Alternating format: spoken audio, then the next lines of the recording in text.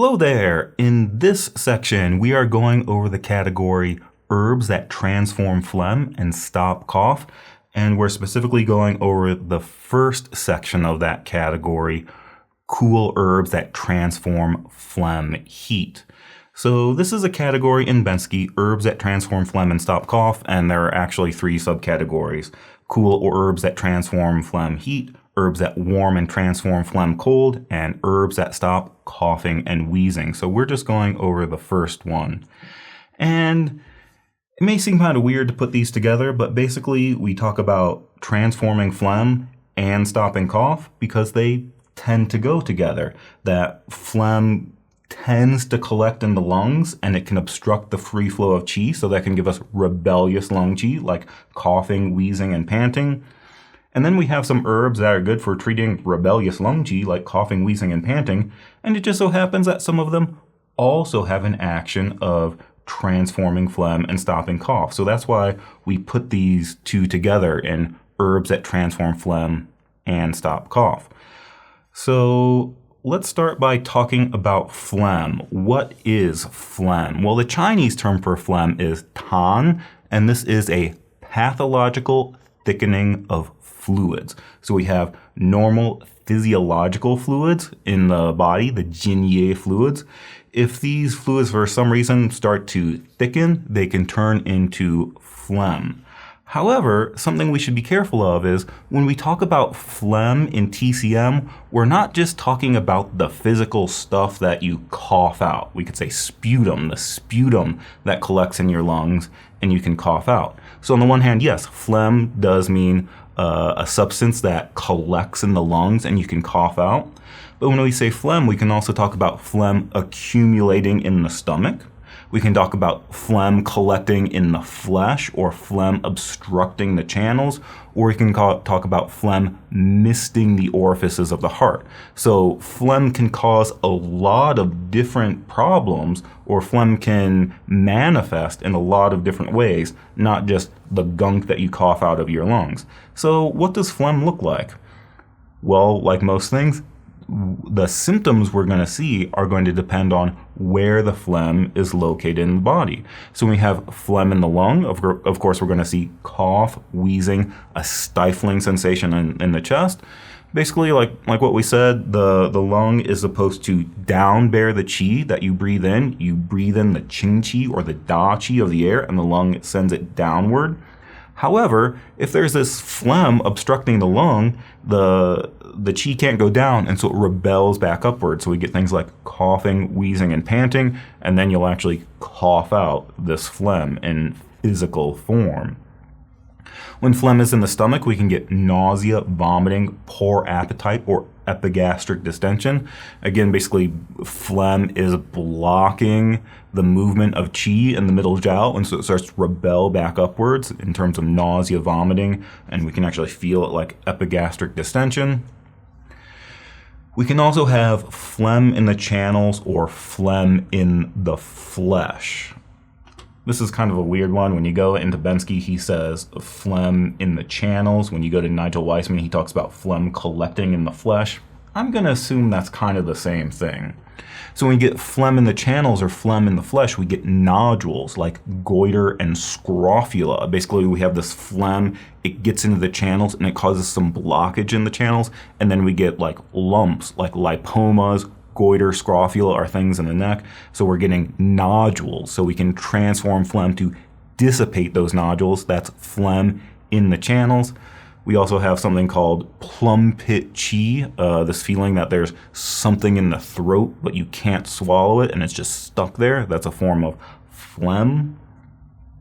And then we can talk about phlegm obstructing the heart orifices or misting the heart orifices. So this can cause things like epilepsy, spasm, seizure, but also certain Shen problems like mania, withdrawal, and we could say, oh, there's phlegm misting the heart orifices and causing these Shen problems or other types of wind-like conditions. So these are a lot of different types of phlegm, and so it turns out Another way we could kind of organize this is we have some phlegm that we say is real phlegm or substantial phlegm. It's stuff that you can see, that you can cough it out and be like, oh, there's some sputum there. This is visible substantial phlegm. We can also say that there's such a thing as insubstantial phlegm. When we get these other situations, we can say this is insubstantial phlegm or the phlegm is formless. And what we mean by that is there's still these problems going on. We could still have nausea, vomiting. We could still have nodules, goiter, scrofula, plum pit chi, a feeling that something can't be swallowed. A person could be really confused because they have this veil of phlegm misting their shen. But it's not actual sputum or real phlegm. So if you talk about phlegm misting the heart orifices, it's not like if we got out our scalpel and cut the person open, we would actually see snot and sputum in the heart orifices. What we really mean is there's some formless or insubstantial phlegm. Even when we talk about nodules like goiter and scrofula, people say, well, these are substantial things. We can touch them and poke them. And it's like, yes, that's true, but again, if we took our scalpel and cut open one of those nodules, it's not like we'd cut it open and we'd see some phlegm. It's not like we'd cut it open and there'd be a bunch of snot and mucus and sputum in there. It's really insubstantial phlegm blocking the channels, causing these nodules. So that's another thing we can say, that the phlegm can be substantial, as in something visible that you cough out, or the phlegm can be insubstantial and it's formless, but it's still there. And one of the ways we know it's phlegm is it's still going to be reflected on the tongue and pulse. So if a person has these nodules or shen problems due to phlegm, they might not be coughing up sputum, but when you look at the tongue, it's still going to have like a thick coat. When we feel the pulse, it's still going to be slippery or soggy, telling us that there's phlegm. It's just insubstantial or formless phlegm, so they're not actually coughing anything up.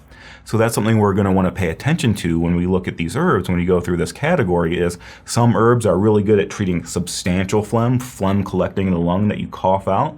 Other herbs are more for insubstantial phlegm. They're more for things like nodules or shen problems. So that's something that we're going to want to pay attention to as we go through the herbs. So we can talk about, how does this phlegm come about? We said this is a pathological thickening of fluids. What causes this pathological thickening of fluids? Because maybe it should be said that when we talk about phlegm, we say that this is a secondary pathogen, that phlegm is always a secondary condition. What do we mean by that? It means that the phlegm is always caused by something else. It's not like with the other evils like wind, cold, heat, dampness. Those can just arise spontaneously. We can have wind attacking us from the outside. We can have dampness forming on the interior. There's no such thing as an external attack of phlegm. That's just not a thing that happens. When we see phlegm in the body, it's always being caused by something else.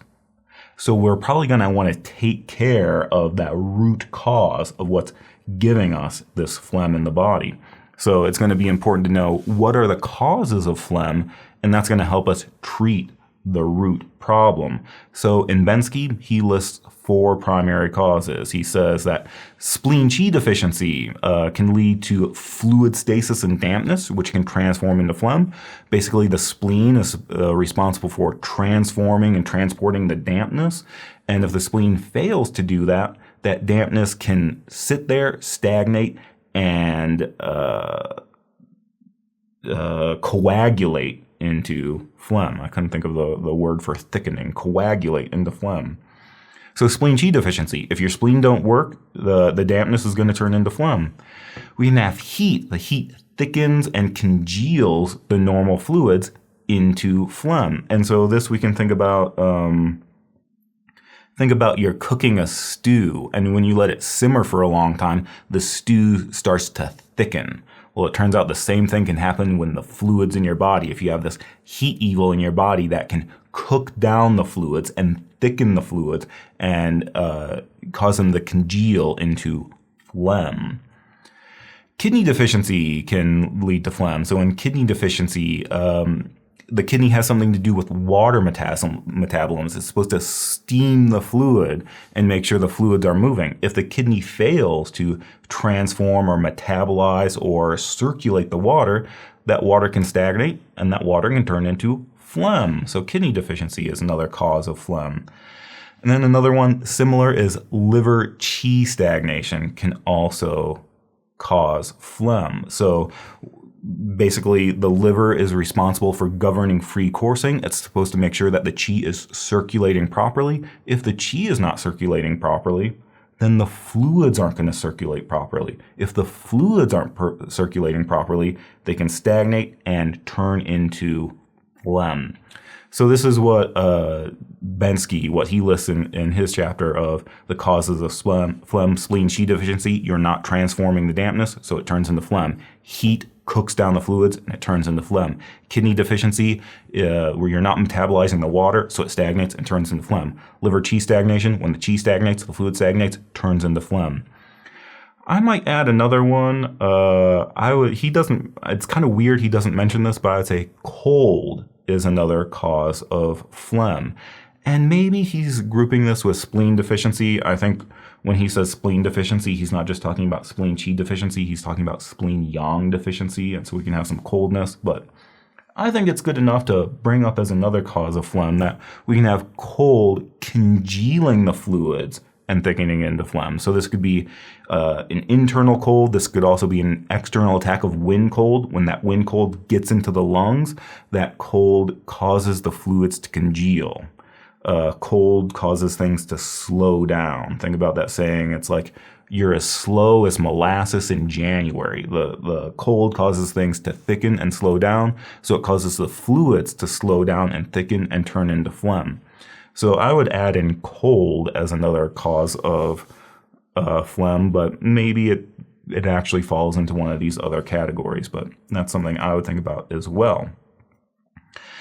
And so basically, even though we have these 4 different causes, we kind of know that the main one is really the spleen, because the spleen is responsible for transforming dampness. So we kind of say, even though we have these different types, there's usually some spleen involvement as well. So that gives us a saying, the spleen is the source of phlegm, and the lung is the house of phlegm, or the lung is the container of phlegm, or the lung is the receptacle of phlegm. But basically we're saying here is that it's usually the spleen is the root cause. If the spleen craps out and it's not transforming that dampness is going to turn into phlegm. But the main place we see that phlegm is in the lung, as in something that you cough out. So that's why I say the spleen is the source of phlegm and the lung is the house of phlegm. So often when we go about treating phlegm, we're going to think of these 2 organs or these 2 channel systems. So that's kind of just a little background on phlegm as a pathogen, or phlegm as a disease, a secondary disease. So when we get into this category, herbs that transform phlegm and stop cough, we actually have 3 subcategories. At least in Bensky, we have 3 subcategories. Other books only have 2, but we have herbs that cool and transform phlegm-heat, herbs that warm and transform cold phlegm, and herbs that stop coughing and wheezing. So basically we're dealing with phlegm-heat, phlegm-cold, and coughing and wheezing, or coughing and panting. So when we talk about herbs that cool and transform phlegm-heat, these herbs clear heat and eliminate phlegm for cough with thick, yellow, sticky, difficult to expectorate sputum. Again, we have this heat entering the body, usually entering the lungs, and cooking down the fluids. It's like you're simmering a stew and thickening the stew. It cooks down those fluids and they congeal into phlegm, and so they're going to be thick, yellow, sticky, difficult to expectorate, or difficult to cough out. These herbs can also treat nodules. Like we talked about nodules like goiter and scrofula if we have this phlegm in the channels or phlegm in the flesh, and also things like convulsions and seizures due to phlegm. We could say this is wind phlegm or phlegm missing the orifices. So those are some other possibilities, some possible manifestations of phlegm. Because we're dealing with because we're dealing with phlegm-heat, these herbs tend to be cold and bitter. Cold deals with the heat, bitter deals with the heat. But we should pay attention to some of them are also sweet in flavor. Remember, the sweet flavor has an action of tonifying or moistening. So when we have this heat that's cooking down the fluids, One, it's possible that this heat is damaging the fluid, so we want some herbs that are also moist, sweet and moist, to moisten the fluids. And also what this can do is, because the fluids are being cooked down, when we generate those body fluids, that will make the phlegm thinner and easier to expectorate. So we have this cooked down yellow sticky phlegm. We want to get it out. How do we do it? We can moisten it and to make it easier to expectorate. It's kind of like lubricating the large intestine. We want to moisten it so the stuff can come out easily. Here we're lubricating the lungs and moistening that phlegm so that it can come out more easily. Then we say, since heat tends to damage the yin fluids, these are often combined with herbs that tonify yin. So this is something that we'll see that when we use this category, we're usually dealing with phlegm heat or dry phlegm. So we might want to also tonify yin and moisten fluids as well as part of our treatment strategy. Then the other categories, herbs that warm and transform cold phlegm. This one we're not going to talk about today. We're going to talk about the next time, but we can briefly say this is these herbs warm the lung and transform phlegm for thin, copious, white, or clear phlegm. So here we had a cold pathogen that's congealing the fluids, and so the fluids slow down and stagnate and congeal into phlegm, but because we're not really like cooking them down, they tend to be clear. It tends to be more thin, runny, and there tends to be a lot of it. So this is not difficult to expectorate. This is like a lot of it coming out because it's being formed by cold rather than heat. So we often combine these with herbs that tonify spleen because the spleen is the source of phlegm. We can combine it with herbs that warm the interior because it's being caused by cold, or we can combine it with herbs that dry dampness because if your spleen don't work, you probably got some dampness too. So you might have some dampness that led to phlegm. And then we have herbs that stop cough and wheezing, or Nigel Weissman says coughing and panting, but basically this is referring to rebellious lung qi. And so these herbs redirect the rebellious qi downward to relieve coughing and wheezing or coughing and panting. They ventilate or diffuse or open up the lung, but they don't necessarily transform phlegm. Some of them do, but they don't necessarily do that. So that's kind of where we're going with this category of herbs that transform phlegm and stop cough. And again, today we are just dealing with the first one, herbs that cool and transform phlegm heat. So you can kind of see here, each of these categories is pretty small. We got like 6 or 7 herbs in each one. And so basically, if we tried to do them all at once, that would be like a really long video and you'd probably get bored and fall asleep. So instead we're dividing them up into 3 sections, and it might be kind of short, but that's probably, being too short is probably better than being too long. So that's what we're doing here. We're dealing with herbs that cool and transform phlegm heat. Again, we have a heat pathogen cooking down the fluids, thickening the fluids for that yellow, sticky, scanty, difficult to expectorate sputum. If we have some dryness, the sputum might actually be dry and chunky. If we have severe heat, this could even be blood-streaked sputum. So that's what we're dealing with, herbs that cool and transform phlegm heat. So we look at these herbs. Like we said, these herbs are going to be cold and bitter. We're dealing with heat, so cold cools the heat, bitter clears heat. We can also say that there is some fluid stuff going on, so maybe having that bitter stuff can help with it, but these herbs are going to be cold and bitter like most of our heat-clearing herbs. Channels entered, usually the lung and spleen. Like we said, the spleen is the source of phlegm, the lung is the house of phlegm or the container of phlegm. So when we talk about transforming phlegm, we're usually going to be talking about these 2 channels or these 2 organs, the lung and the spleen.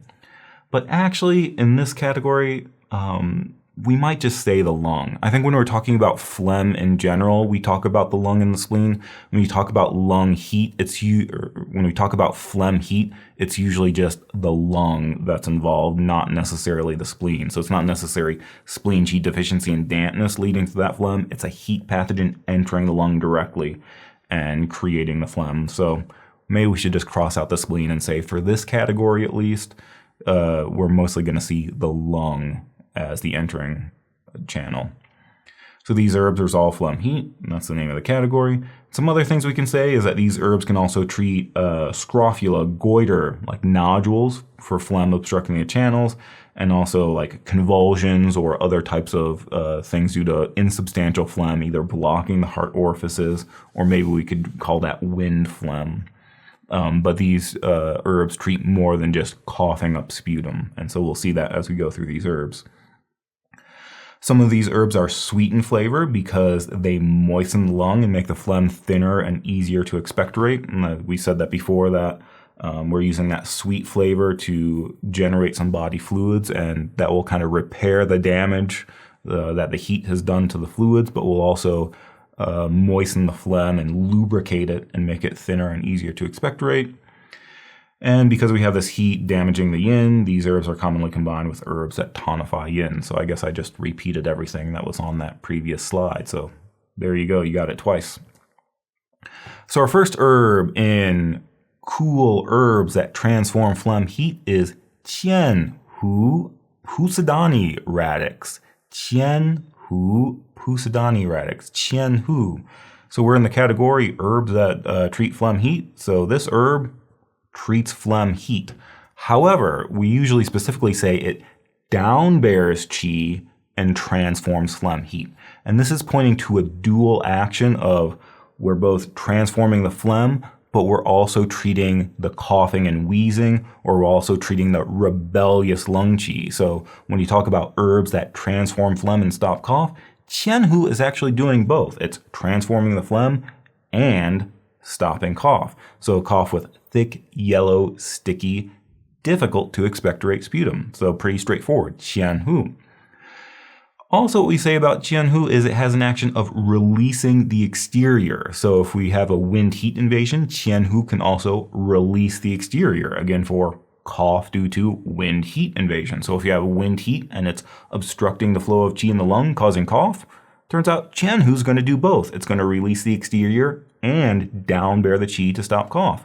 If we have an external wind heat invasion and that heat is cooking down the fluids, causing phlegm, well, it turns out we can use Qian Hu because it does both. It releases the exterior and transforms the phlegm. So Qian Hu is going to be very useful when we're dealing with cough and phlegm due to specifically an exterior attack. So that is Qian Hu. The thing about Qian Hu is we might say that this is a little bit more of a mild herb, or at least, even though Qian Hu sounds very useful, it's never the chief herb in a formula. I can think of a couple formulas where Qian Hu pops up, but Qian Hu is never the chief herb of the formula. It's really more of a secondary formula. But maybe something that we should pay attention to is we have a lot of formulas where Qian Hu is used as a modification. And so we'll have a lot of formulas that release the exterior, formulas that treat wind heat. And then when we look in our modifications, it'll say, if this is an exterior attack with cough and phlegm, then add in Qian Hu. So maybe this doesn't come up a lot in formulas. Maybe it doesn't come up a lot as a chief herb, but it does come up a lot in our modifications. So if you're, say, studying for boards and they ask a lot of modification questions, it might be good to know that Qian Hu can be used as a modification often because it does these things, treating coughing and wheezing, transforming phlegm, and releasing the exterior. Some other things we can say about this is we put this in the phlegm heat category and the temperature is slightly cold, but it's only slightly cold. So it turns out that we can use it even if we have a cold condition, just as long as we combine it with other herbs of the proper temperature. So sometimes we'll just see this in formulas that treat coughing and wheezing. Sometimes we'll see it in phlegm formulas, but it might be for cold phlegm, but we just combine it with other herbs. So we can actually use it for both heat and cold conditions. Like one formula that I can think of is Xingsusan. It's for cool autumn dryness, that we have an external attack of a dryness pathogen that happens during the cool autumn because fall tends to be very dry.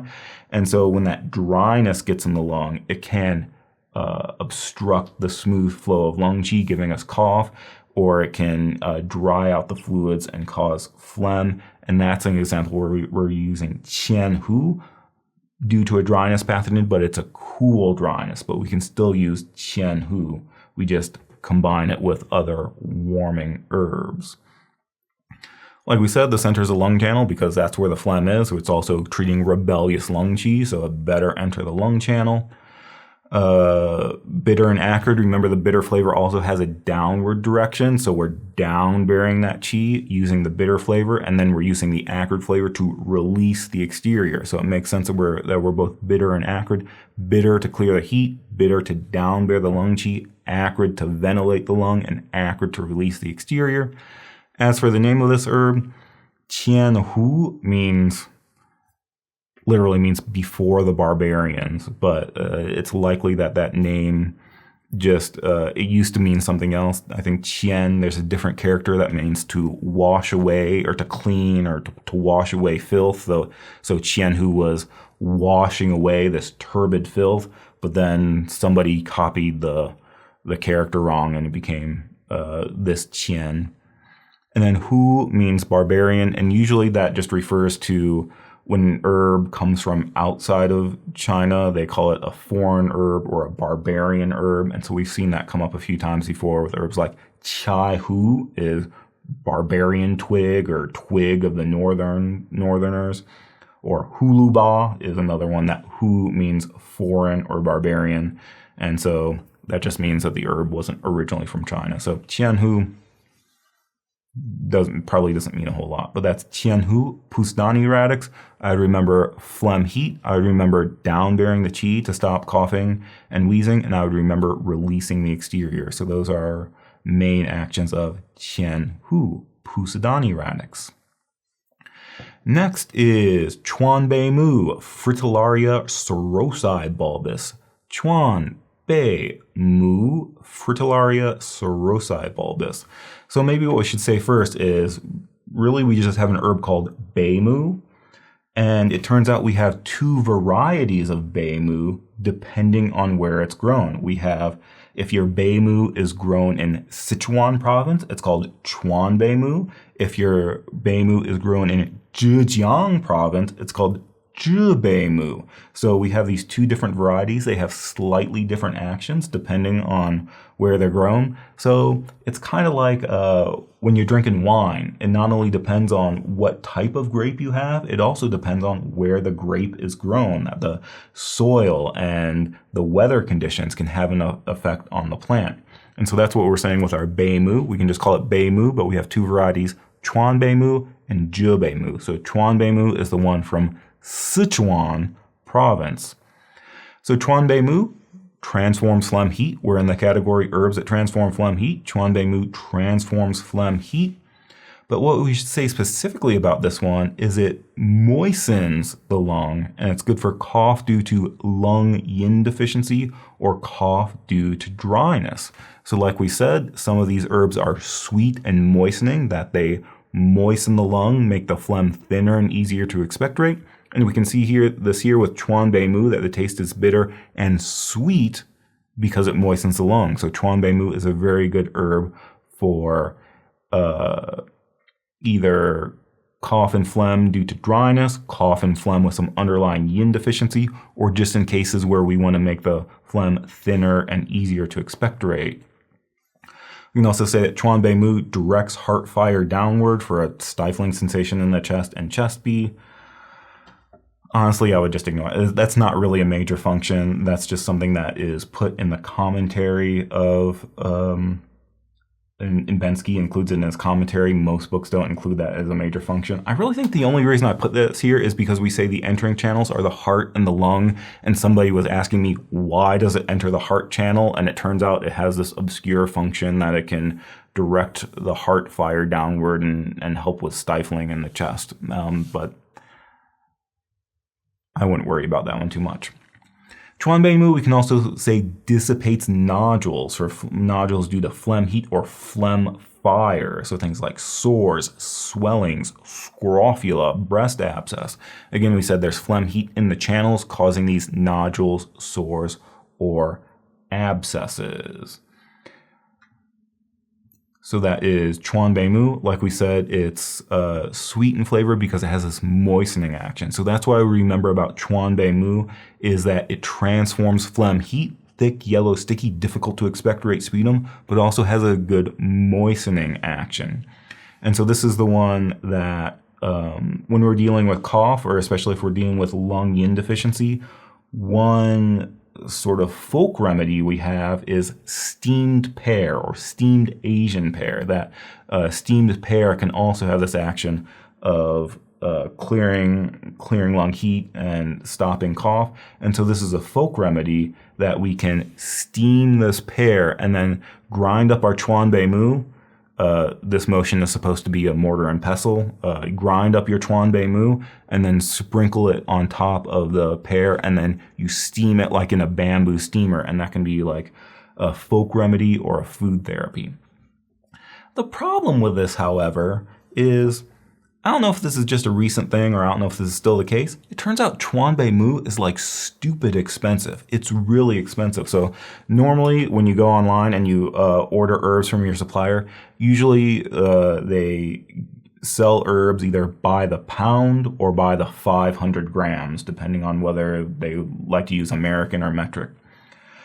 Well, it turns out Chuan Bei Mu, it's so expensive, they don't even bother selling it by the pound. Usually they sell it by the 4th pound or by the 100 grams. And I've seen some places where it's like $90 for a 1/4 of a pound. And this is not just like a recent supply chain thing. This is like years ago. It was still just really, really expensive. So that's the thing, is I'm not sure if I use Chuan Bei Mu a whole lot anymore just because it's really expensive. I might just say, just go ahead, steam this pear and drizzle some honey on it instead. That honey will also moisten things. But anyway, Chuan Bei Mu, I would remember Phlegm-Heat, and specifically sweet in flavor to moisten the lung for dryness or to make the phlegm thinner and easier to expectorate. Our other type of Bei Mu is Zhe Bei Mu, Fritillaria thunbergii bulbus. Zhe Bei Mu. So this is the version of Bei Mu that is grown in Zhejiang province. So very similar properties, but maybe a few distinctions. One, we say it transforms phlegm heat for cough due to lung heat. So notice this one is a little bit cold in temperature and it's not sweet in flavor, so it doesn't have that moistening. With Chuan Bei Mu, we said it has that sweet moistening ability. Zhe Bei Mu, no, this one is more cold and bitter and better for clearing heat.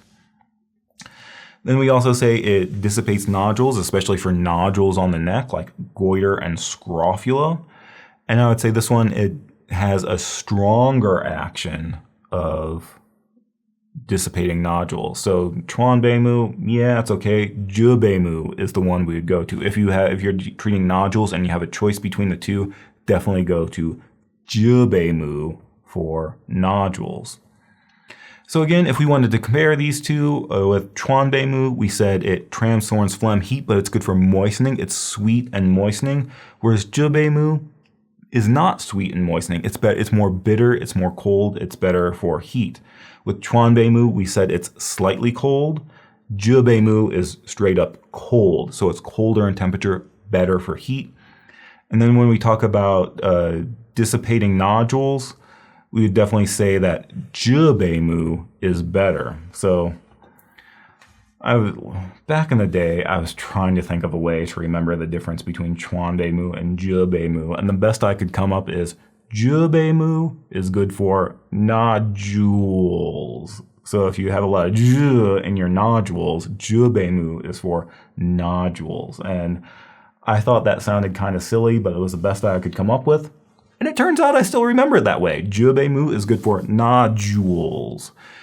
So again, the difference between these two, think of Chuan Bei Mu, sweeter, better for dryness. Zhe Bei Mu, colder, better for heat. Chuan Bei Mu, sweet, good for moistening. Zhe Bei Mu, bitter, better for heat. Zhe Bei Mu, better for nodules. So those are our Bei Mus. Hopefully I didn't say Bei Mu so many times that it lost all meaning and you can't remember them. So just kind of put them side to side to look at those. That's Chuan Bei Mu and Zhe Bei Mu. And maybe what I can say here, again, the Chuan and the Zhe refers to the region where it's grown. Bei Mu, I think, means shell mother. So maybe you can think that your Chuan Bei Mu kind of looks like a shell. Zhe Bei Mu doesn't really look like a shell, so I don't know if that name helps. But again, the Zhe and the Chuan just refer to the province in which they're grown. So that's Zhe Bei Mu and Chuan Bei Mu. Next is Gua Lou Trichosanthus fructus. Gua Lou Trichosanthus fructus. So remember, gua means melon, so Gua Lou is like a fruit. And it turns out this herb comes in different parts, or this herb is really 3 different herbs in one. And so Bensky will actually list them out separately. Other books just list Gua Lou and then the variations, but basically we can use Gua Lou as the entire fruit. We can use Gua Lou Pi, the skin or the peel of the fruit, or we can use Gua Lou Ren or Gua Lou Zi, the seed. So we have the whole fruit, or we can use just the skin, or we can use just the seeds, or the whole thing together. So that's Gua Lou. And again, if we go to Bensky, he lists them all out separately. Other books just talk about them, just talk about Gua Lou and then kind of list the distinctions. And so that's the way we're going to do it here. Keep it a little simpler. We'll just talk about Gua Lou. Basically, there are 3 functions, and each part of Gua Lou has its specialty. You can say that Gua Lou clears lung heat and transforms phlegm. So again, we're talking about cough with thick, yellow, sticky, difficult to expectorate sputum. And again, Gua Lou is a fruit, and fruits tend to be sweet in flavor. So we're using that sweet flavor, like our steamed pear. We're using that sweet flavor to moisten the lung, lubricate the lung, make the phlegm thinner and easier to expectorate. So this is definitely something we should remember about Gua Lou, is that it's sweet in flavor, and so it's good for dryness or good for making the phlegm thinner and easier to expectorate. And if we want to transform this phlegm, we might say that Gua Lou Pi, the skin of Gua Lou, is our best choice. So Gua Lou Pi has its specialty of clearing heat and transforming phlegm. Gua Lou also has an action of opening the chest to treat chest bee. There's this thing we call chest bee or chest impediment, which is kind of, stifling sensation in the chest pain, chest pressure. Sometimes we say this is like angina pain. The thing we should be careful here is, even though we call this chest bee, xiong bee, this is not the same as bee syndrome, as in wind cold dampness. So when you say chest bee, we're not talking about wind cold dampness. Chest bee is just this chest pain, chest pressure, angina-like pain. There are a couple different causes. One of those causes is phlegm. So we say that Gua Lou is good for chest bee. It opens up, expands the chest to treat chest bee. And if we want to treat chest bee, we're best using the entire Gua Lou fruit. When we want to specify that we're using the entire fruit, we can say Chuan Gua Lou or Gua Lou Shi to say the entire fruit to open up the chest and treat chest bee. And then there's also a moistening action of Gua Lou. And so not only moistens the lung, we can also say it moistens the large intestine to relieve constipation.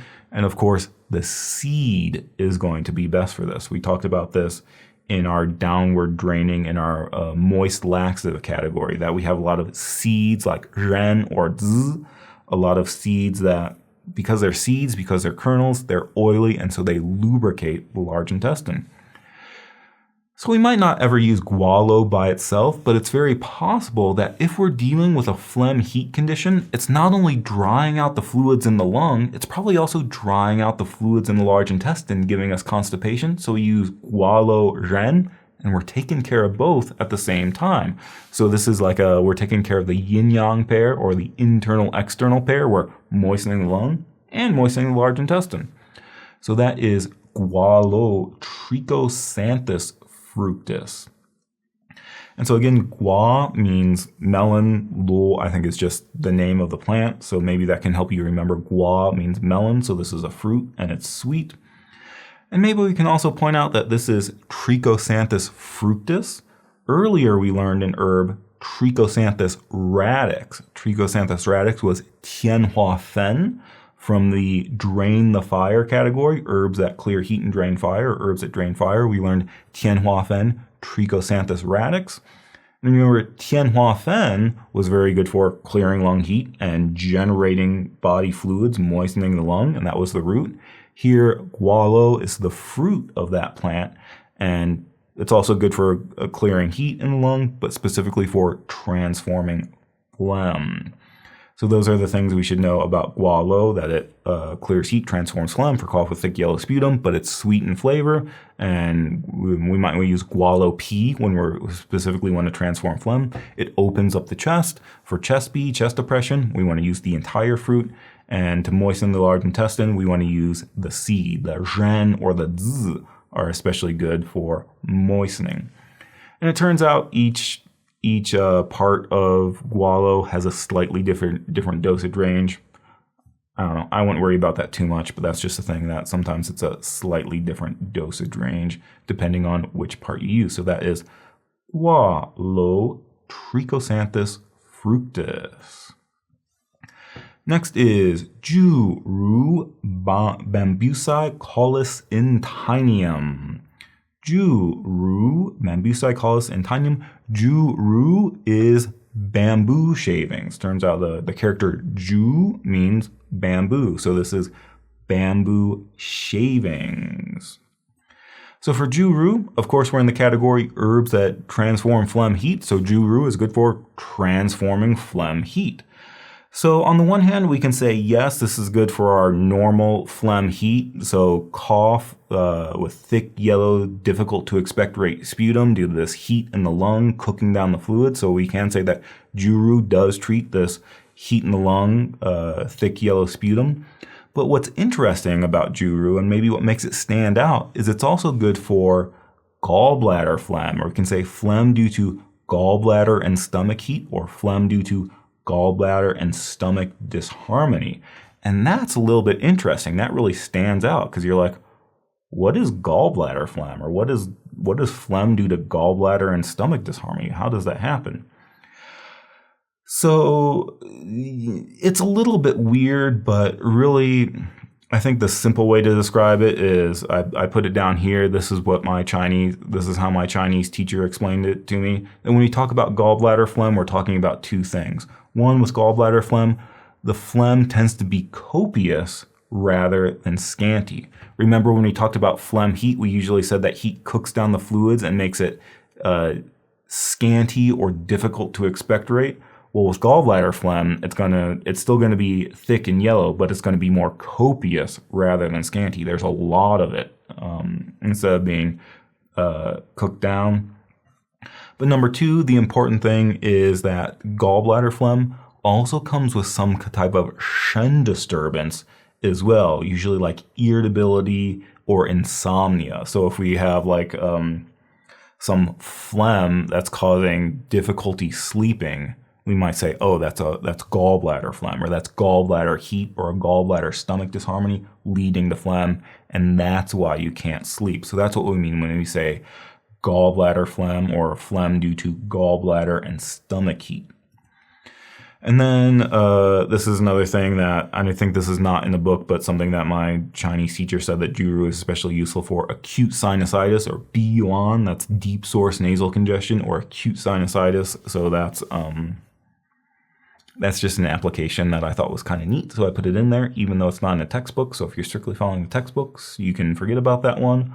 But I thought that was kind of a neat little note from one of my teachers that we can use it in that way. So Zhu Ru transforms phlegm heat, especially when we're talking about gallbladder and stomach heat leading to phlegm, because it enters the gallbladder and stomach channels. The other thing we need to know about Zhu Ru is that it's good for stomach heat. It's good for rebellious stomach qi due to heat. So it clears stomach heat and stops vomiting, for nausea, vomiting, and morning sickness due to heat. So this is maybe important to remember because we've talked about other herbs that are good for nausea and vomiting, but those were for nausea and vomiting due to cold. Like when we talked about ginger, shengjiang, that was very good for nausea, vomiting, morning sickness, but that was due to cold in the middle jiao. Well, here we have an herb that's good for nausea, vomiting, morning sickness due to heat. And so that's kind of what makes Zhu Ru stand out in treating rebellious stomach qi. Very good for rebellious stomach qi, like vomiting, even like belching and hiccups, but due to heat. So that is Zhu Ru bamboo shavings. Like we said, it's enters the stomach and gallbladder channels because we're going to use this to clear gallbladder heat as well, or when we have phlegm problems due to some gallbladder issues. But again, it does still clear that lung heat and is good for coughing up phlegm, for phlegm in the lung. But maybe something that makes it stand out is the gallbladder stuff and then the rebellious stomach qi. So that's Zhu Ru bamboo shavings. And the last one, Hai Zao and Kun Bu, we usually talk about these as a pair. Hai Zao and Kun Bu.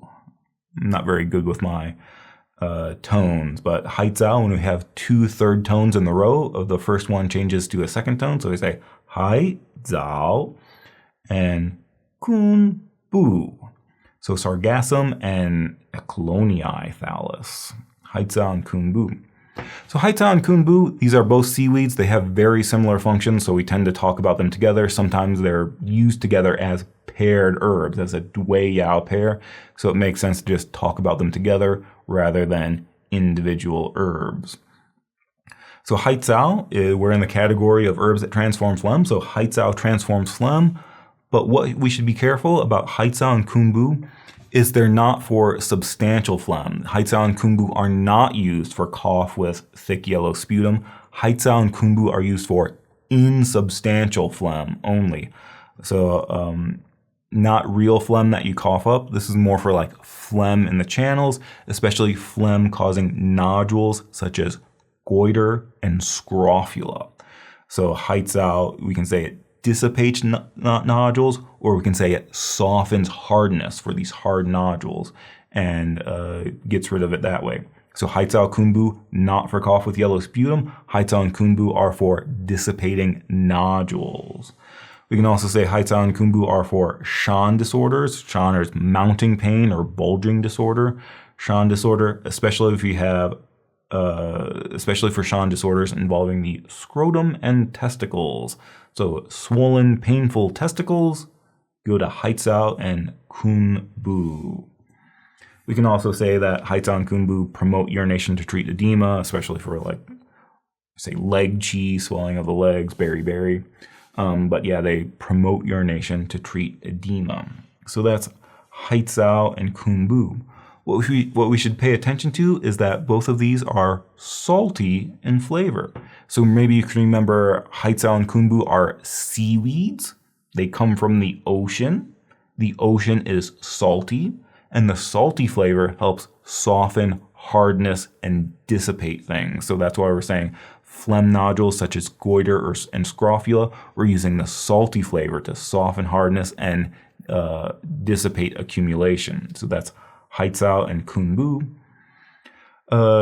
These are seaweeds. Kun Bu, I think, is what we use to make miso soup. When you're making a dashi and you use kambo, I think in Japanese it's like kambo, and in Chinese it's kun bu. And so that's what we're using. We can also note that if you remember back in the very beginning when we talked about our combination of herbs, one of the things we talked about is the 18 incompatible herbs. And when we said 18 incompatible herbs, we really meant there are 3 categories of incompatible herbs. We have herbs that are incompatible with Gansao, herbs that are incompatible with Futsa, and herbs that are incompatible with Li Lu, which is something we never use. Well, it turns out that Hai Zao is incompatible with Gansao, licorice root. So when we talk about our 18 incompatible herbs, we need to know the different types of incompatibilities. When we talked about incompatible with Gansao, we were talking about a lot of our harsh expellents, things like Da Ji and things like that. Well, it turns out Hai Zao is one of those incompatible herbs with Gansao. However, I think there's a note in Bensky where we say that, yeah, traditionally this was regarded as an incompatibility. It turns out there's never been a reported case of something bad happening when you combine Hai Zao and Gansao. And it turns out we actually do have one traditional formula where Zao and Zao appear together in the same formula. So there, I think if you look in Bensky, if you look in the commentary, he does make a note where a couple decades ago when the Chinese government updated their official Materia Medica, they removed this incompatibility. They said, oh, Zao and Zao, okay to do. However, this is a question that will still come up on tests, so you need to know about your 18 incompatible herbs, especially, I feel like whenever I've taken boards or year-end exams, that's always a question they like to ask, or is at least one question about the 18 incompatible herbs, either which herbs are incompatible with Gancao or which herbs are incompatible with Fuzi or Wu Tou. So that's Zao and Kun Bu. What we want to remember here is these are not for real phlegm. These are not for phlegm in the lung. These are specifically for phlegm nodules like goiter and scrofula. So they have a salty flavor that softens hardness. And it turns out we have a bonus one. Sometimes there are extra things that I like to talk about that they're not on the syllabus, they're not on the NCCAOM list, but a lot of times we still carry them in clinic. So in your school clinic, you might have this one, and it's going to be very useful to you clinically, even if you don't. And so this one is Pangdahai, Sterculii lycanophori. Pangdahai, I believe this is also called malva nut. You can actually order this on Amazon. You can maybe search Pangdahai, but searching for malva nut might be easier. And so Pangdahai is, again, in this category, herbs that transform phlegm heat. So it's good for clearing heat and stopping cough. But maybe Pangdahai's specialty is that it's good for sore throat, hoarseness, and cough due to phlegm heat. So you have a sore throat, especially if there's some hoarseness or voice loss, and it's due to a phlegm heat condition, then you can use Pangdahai. And what's convenient about it is we typically use it as a single herb, and it's something that you can just prepare as a tea. So I actually have a video on this. If you go on YouTube and search for Pangdahai, I have a little time-lapse video of when you pour this boiling water onto Pangdahai, it opens and starts to expand, and it looks like a weird alien or a sea creature, but it's kind of cool. When you pour boiling water on it, it's like one of those sponges that turns into a dinosaur. This is like a little seed that turns into a sea creature. And so what you can do is you can just pour boiling water on it and drink it as a tea, and you can actually just put several in a cup and then pour boiling water, drink half of it, and then just keep refilling your cup. So drink half, pour more boiling water on it, drink it until it gets half full, then pour more boiling water on it. And you can just keep drinking it throughout the day. So it's Pang, Da, Hai. Pang means fat, Da means big or great, and Hai means ocean or sea. So this is fat, big, sea. And so again, this is something that's not on our syllabus, not on our NCCAOM list, but it's very common to see it in herbal pharmacies. It's very common to see it in your school clinic's herbal pharmacy, and it's something very useful to have on hand. And it's something very useful to give to your patients. That if you have someone gets sick, they have a sore throat, and they're starting to lose their voice, give them some Pang Da Hai to help with their sore throat and hoarseness. So those are our herbs that cool and transform phlegm heat. Again, this is a short little section, but maybe we can go into some of our formulas and just sometimes we can do a little review and see how these herbs pop up in formulas. So one of our major formulas for clearing phlegm heat is Qing Qi Hua Tan Tang. Clear the qi and transform phlegm decoction. Qing Qi Hua Tan Tang. You know this is good for phlegm because it's in the name. Again, Tan means phlegm, so Hua Tan means transform phlegm. This one's good for phlegm, specifically good for phlegm heat.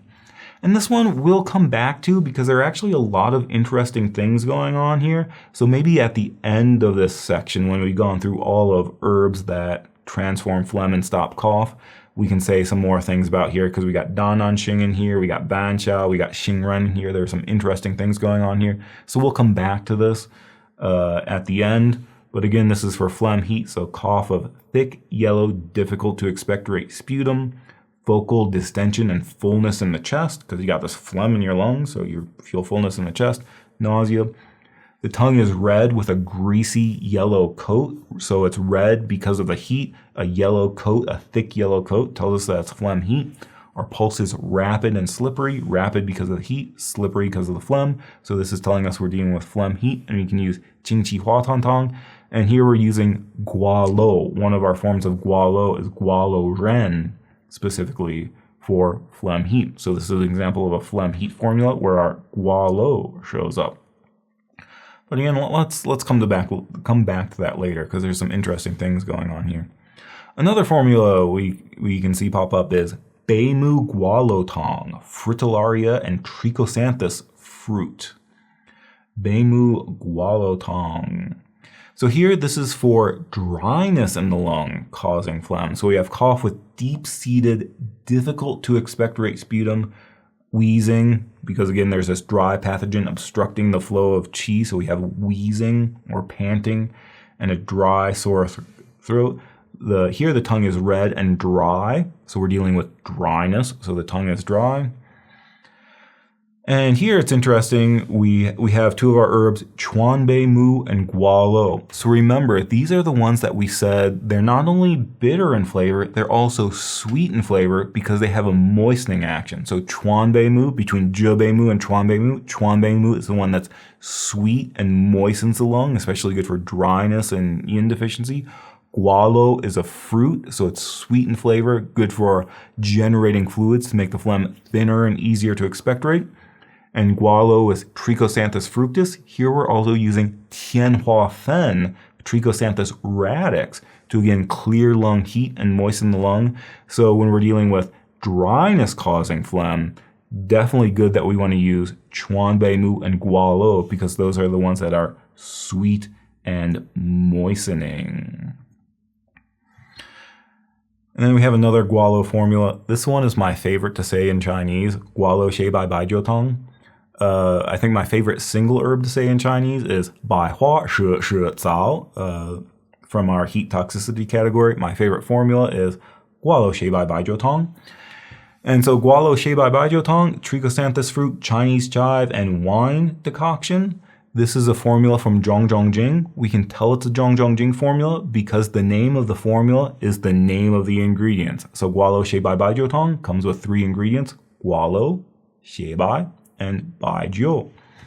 And so this is a formula specifically for chest bee or chest obstruction. So we have pain in the chest that often radiates to the upper back, wheezing, cough with copious sputum, and shortness of breath. So this pain in the chest, this angina-like pain, we can call chest bee or chest impediment.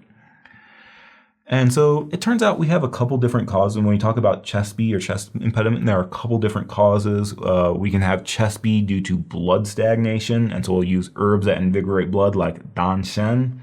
Or we can have chest impediment due to phlegm, and that's what we're dealing with here. Chest bee due to phlegm, that's why we have cough with copious sputum, telling us that there's some phlegm in the chest. Again, the tongue has a thick, greasy coat, telling us that there's phlegm. And then we have a deep and wiry or tight pulse, telling us there's excess. So I just want to point this out because this is an example of using Gua Lou to open the chest, expand the chest, and treat chest bee. Somebody said Gua Lou is good for chest bee or chest impediment due to phlegm. The reason we say that is because it comes up in this formula, Gua Lou Xie Bai Bai Jiu Tong, which is good for treating chest impediment due to phlegm. And then I always have to point out here that Gua Lou Xie Bai Bai Jiu Tong, Bai Jiu tends to get translated as white wine. But again, we have to be careful that when Jiu gets translated as wine, but it's really just a generic word for alcohol.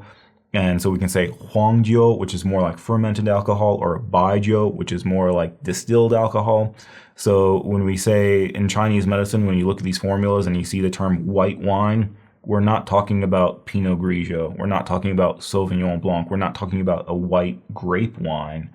When we say baijiu in Chinese, that's referring to a distilled alcohol that's usually like 40 or 50% or even higher. So if you ever want to make this formula, Gua Lou Xie Bai Bai Jiu Tong, don't use Pinot Grigio, use vodka. So that's what we mean by baijiu, white wine. And then maybe this is the last one we can talk about, Wendan Tong. Maybe second last one we can talk about, Wendan Tong, warm gallbladder decoction. And this one I just wanted to bring up because this is an example of where Zhu Ru is the chief herb. So he said Zhu Ru, it's very good for transforming phlegm heat. And again, this can mean heat in the lung, coughing up thick sputum, but we can also talk about this gallbladder and stomach disharmony causing phlegm heat. So that's what we're talking about with Zhu Ru, and this is the formula where it's the chief herb. So we talk about here gallbladder and stomach disharmony with phlegm heat, dizziness, vertigo, because you have phlegm in your head that can cause dizziness and vertigo, nausea and vomiting, phlegm obstructing the phlegm in the stomach or phlegm in the middle jiao causing rebellious qi, nausea, vomiting. But then see here, we have certain shen problems, dream disturbed sleep with strange or unusual dreams, palpitations, anxiety. Those are examples of shen problems. So again, we said this gallbladder phlegm, we have copious sputum, but we also have certain shen problems like anxiety or insomnia or here dream disturbed sleep. That's how we can tell that this is a gallbladder phlegm issue. And again, there is a connection between the gallbladder and the heart, either through the channels or through the midday-midnight pair. But here we still have copious sputum, focal distension in the chest. We have a yellow, greasy coat, tell us we're dealing with phlegm heat, and a rapid, slippery pulse, rapid because of the heat, slippery because of the phlegm. So this is just... I just remember when I first heard about this gallbladder phlegm, it was really weird. And so maybe this is an example that can make it a little bit more clear what we mean by Zhu Ru treating gallbladder and stomach phlegm and what that means. Here's an example of it in a formula, and here's the types of symptoms we're going to see with that condition. And this is when we use Zhu Ru in decoction. And then actually our last one, Jupi Zhu Ru Tong, I just want to highlight this one because this is an example of using Zhu Ru not necessarily for transforming phlegm, but for subduing rebellious stomach qi. So this is for hiccup, nausea, dry heaves, retching. These are types of rebellious stomach qi due to heat. So we have a red tongue and a rapid pulse. So we know that this is rebellious stomach qi due to heat. And that's when we use Zhu Ru for its second function of treating rebellious qi. So both of these are very important formulas that we'll learn when we get to formula class, Wendan Tong and Jupi Zhu Ru Tong. And these are two formulas that really highlight Zhu Ru's two functions of treating phlegm heat and also subduing rebellious qi. So those were just some formulas to kind of highlight the actions of some of these herbs. But again, to review, we only had a few herbs in this category. We started with Qian Hu, Pusadani radix. It's good for phlegm heat, cough with thick, yellow, sticky, difficult to expectorate sputum. It's also good for down-bearing the qi to treat coughing and wheezing, and it releases the exterior. So Qian Hu, phlegm heat, coughing and wheezing, releases the exterior for wind heat. Then we had our two Bei Mus, Chuan Bei Mu and Zhe Bei Mu. Both of these are good for that cough with thick, yellow, sticky sputum. The difference between these two is Chuan Bei Mu is the one that's sweet in flavor, so it's better for dryness. Zhe Bei Mu is the one that's more cold and bitter, so it's better for heat. And then Zhe Bei Mu is also good for nodules. So Chuan Bei Mu, sweet, moistening, makes the phlegm thinner and easier to expect, or good for dryness. Zhe Bei Mu, good for phlegm heat with more heat, or for nodules.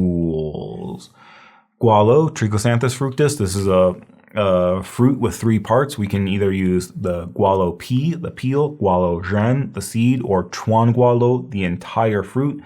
And the things we said about this is it's good for phlegm heat, cough with thick yellow sputum. It's good for opening the chest, treating that chest bee, as in the formula Gua Lou Xie Bai Bai Jiu Tong.